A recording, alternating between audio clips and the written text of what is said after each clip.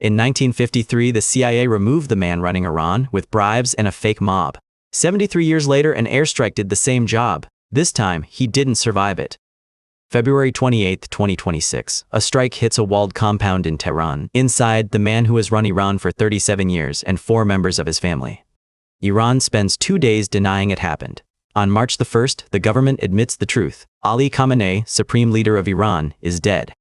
90 million people, 37 years in power, gone, and 30 precision-guided munitions dropped in a single morning. The man who replaces him is his own son. But to understand why a bomb was aimed at that compound at all, you have to go back, not decades, but 25 centuries. In 550 BCE, a Persian king named Cyrus defeated the Medes and started building the largest empire the world had ever seen, stretching from the Aegean Sea to the Indus River. Cyrus didn't burn what he conquered. He freed enslaved peoples, let conquered nations keep their own religions, and got a reputation, even in the Bible, as a liberator, not a tyrant. What followed was 2,500 years of the same rhythm. Alexander the Great conquers Persia in 330 BCE. Arab armies bring Islam in 651. Mongols overrun it in the 1200s. Alexander burns Persepolis to the ground in 330 BCE. Payback, he claims, for Xerxes torching Athens 150 years earlier. Each time, Iran got knocked flat. Each time, it rebuilt and kept its own language and identity intact, in a region where most conquered peoples didn't. The version of Iran that matters for this story starts in 1501. A warrior named Ismail declares 12er Shia Islam the state religion, making Iran the one major Shia power in a Muslim world that's mostly Sunni. That split is still the fault line running under everything that follows, including a war fought in 2026. By the 1800s, Persia's Qajar kings are broke, selling off concessions to European powers just to stay afloat. In 1906, Iranians forced their king to accept a constitution and an elected parliament, the first anywhere in the Middle East. 2 years later, a British oilman turns up looking for oil. May 26, 1908. A drilling crew in southern Persia is down to its last telegram. Their British backers had already ordered them to pack up when a 50-foot gusher of oil blows the rig apart. The company built on that strike becomes the Anglo-Persian Oil Company. You know it today as BP. For the next 4 decades, Britain takes the profits. Iran gets a fraction. In 1951, an elected prime minister named Mossadegh stands in Iran's parliament and does something no one expected. He nationalizes the oil industry. The wells, the refineries, the profits, all of it Iranian. The nationalization law passes and Tehran erupts in celebration. Time magazine names Mossadegh its Man of the Year for 1951, ahead of Harry Truman, ahead of Winston Churchill. Britain retaliates immediately, an oil boycott, warships to the Persian Gulf, and a demand to the United States, help us get him removed. Washington agrees. In 1953, President Eisenhower authorizes a CIA officer named Kermit Roosevelt, grandson of Theodore Roosevelt, to run the United States' first covert regime change operation. Roosevelt's team pays crowds to riot as communists. It bribes newspaper editors. It plants stories in Tehran's press to turn the public against their own prime minister. The first coup attempt on August 15th fails. Mossadegh had been tipped off. 4 days later, on August 19th, it works. Pro-Shah crowds storm the streets. Mossadegh is arrested. He's sentenced to 3 years in prison, then house arrest for the rest of his life. He dies in 1967. The government won't even allow him a funeral. He's buried in his own living room because the Shah is afraid his grave will turn into a shrine. The Shah, restored to power by a foreign intelligence operation, rules for the next 26 years with an American-trained secret police force behind him. Iran's lesson from 1953 doesn't stay buried either. The West will remove any leader who controls what it wants. By the late 1970s, that grievance has a face. Ayatollah Ruhollah Khomeini, exiled in Paris, smuggling sermons into Iran on cassette tape. He calls the Shah a Western puppet. Millions start to agree. On September 8, 1978, a day Iranians call Black Friday, the Shah's army opens fire on protesters in a Tehran square. Hundreds are killed. It's the moment a protest movement becomes a revolution. On January 16, 1979, the Shah flees the country he's ruled for 38 years. 2 weeks later, Khomeini lands in Tehran to a crowd estimated at millions. By April, Iran is an Islamic republic, but the moment that defines the new government to the rest of the world comes 7 months later. November 4, 1979, students storm the U.S. Embassy in Tehran and take 90 people hostage. 52 of them stay captive for 444 days. In April 1980, President Carter sends helicopters into the desert to rescue the hostages. 3 crash before they even reach Tehran. 8 American servicemen die, and the mission is aborted, a humiliation that helps cost Carter his re-election. The hostages come home on January 20th, 1981, the exact hour Ronald Reagan is sworn in as president. Iran times the release to deny Carter the moment entirely. It's the loudest possible message. Iran will not be a client state again. Not for Britain, not for the Shah, not for Washington. Every government that follows builds on that one refusal.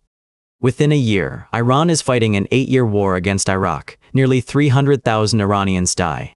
Iraq gasses Iranian troops with nerve agents at least 100 times, and the West, including the United States, is quietly supplying Saddam Hussein with intelligence the entire time. Iran survives it. But it comes out of that war convinced the whole world is against it, and starts building an insurance policy no coup and no chemical weapon can touch. Ayatollah Khamenei dies in 1989. His successor is a little-known mid-ranking cleric, Ali Khamenei. He'll run Iran for the next 37 years, and he's the one who decides that insurance policy has to be nuclear. That insurance policy is a nuclear program. In August 2002, an exiled opposition group reveals a secret enrichment site at Natanz. Sanctions follow and keep piling up for the next decade, but so does the program. In 2010, a computer worm called Stuxnet, built reportedly by American and Israeli intelligence, sneaks into Natanz and quietly wrecks about 1,000 centrifuges by spinning them until they tear themselves apart. It sets the program back less than 2 years. In 2015, world powers strike a deal. Iran caps its enrichment far below weapons grade in exchange for relief from those sanctions. It's called the JCPOA. For 3 years, it holds. In 2018, President Trump pulls the United States out of it. Sanctions snap back. Iran, over the next few years, starts enriching uranium again, closer to weapons grade than at any point since the deal was signed. January 3, 2020. A U.S. drone strike kills Qasem Soleimani, the general running Iran's most powerful military force, as his convoy leaves Baghdad airport. Iran drops its last remaining nuclear restrictions days later. By June 2025, Iran's enrichment has advanced far enough that Israel decides to act alone. 200 Israeli jets hit over 100 targets in a single opening strike, killing Iran's top military chiefs and several of its nuclear scientists. Iran fires back. More than 550 ballistic missiles, over 1,000 drones. Then, on June 21st, the United States joins in. Operation Midnight Hammer, a dozen bunker-busting bombs on Fordo, plus 30 Tomahawk missiles at Iran's other nuclear sites. 12 days after it started, a ceasefire holds. Iran's nuclear program is battered but not gone, and nobody, not Israel, not the US, not Iran, thinks this is finished. 8 months later, on February 28, 2026, Trump authorizes a second operation. This one has a different goal, stated openly: regime change. Israeli Prime Minister Benjamin Netanyahu had been lobbying for this operation for years. This time, Washington agrees to the bigger goal, not just wrecking the nuclear program, but taking down the government that built it. Israel calls its half of it Operation Roaring Lion. In 24 hours, it hits roughly 500 targets with more than 1,200 bombs, the largest single air campaign in Israeli military history. The opening strike targets Khamenei's compound directly. 30 precision munitions, 2 other Tehran sites hit at the same moment in case he'd moved. He hadn't. Iran's supreme leader is killed, along with his daughter, granddaughter, son-in-law, and daughter-in-law. In 1953, it took bribes, a fake riot, and a second attempt to remove the man in charge of Iran. In 2026, it takes one mourning. Iran declares 40 days of mourning and a 7-day national holiday. State television repeats funeral hymns for a week straight. Mossadegh Khamenei, Ali's son, is wounded in the same strikes but survives.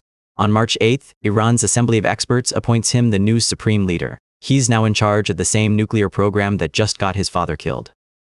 The war doesn't end with the assassination, it escalates. A missile hits a girls' school next to a naval base in Minab, roughly 170 people killed in a single strike. By the time a ceasefire takes hold 40 days later, more than 3,500 Iranians are dead. So are dozens of American and Israeli soldiers and civilians across Saudi Arabia, the UAE, Kuwait, and Bahrain. Iran blockades the Strait of Hormuz. The US blockades Iran back. Israel pushes into southern Lebanon against Hezbollah. By mid-April, more than 2,000 people are dead there and over 1 million displaced. The bill for the U.S. alone tops $113 billion, with a $1.5 trillion Pentagon budget request right behind it. And the price of oil, $72 a barrel before the war, nearly $120 at its peak, hit every gas pump on Earth. On April 8, the fighting stops, for a while. In June, the presidents of the U.S. and Iran sign a memorandum in Islamabad, 60 days to negotiate what comes next. The memorandum promises Iran sanctions relief if it accepts permanent limits on enrichment, the same trade the JCPOA offered in 2015, back from the dead. It doesn't last 60 days. On July 6th and 7th, Iran strikes 3 commercial ships that sailed outside its approved route through the strait. The U.S. retaliates immediately. On July 18th and 19th, Iran hits an American base in Jordan. 2 U.S. service members are killed, a third is still missing.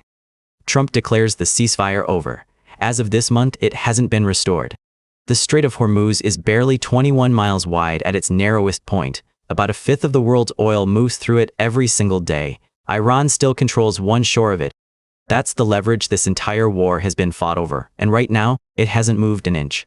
In 1953, a coup removed the man in charge of Iran, and the country rebuilt around its grievance for the next 26 years. In 2026, an airstrike did it again, and the son of the man they killed is now running the same standoff his father built. 25 centuries in, Iran still hasn't been the country that stays down. Thanks for watching. Subscribe for more.